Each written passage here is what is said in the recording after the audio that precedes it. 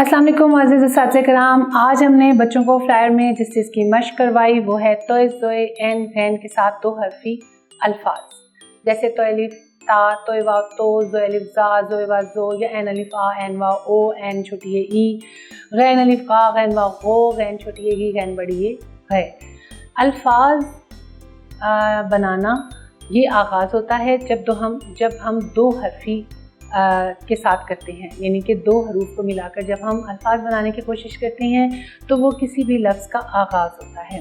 हमारी वेबसाइट का लिंक आपको नज़र आ रहा है, जिस पर तमाम रिसोर्सेज आपको दस्तयाब होंगे जो आपके लिए बहुत मावन साबित होंगे। इंशाअल्लाह ताला अगले वीडियो अगले सबक के साथ फिर आपसे मुलाकात होगी। तब तक के लिए अल्लाह हाफ़िज़।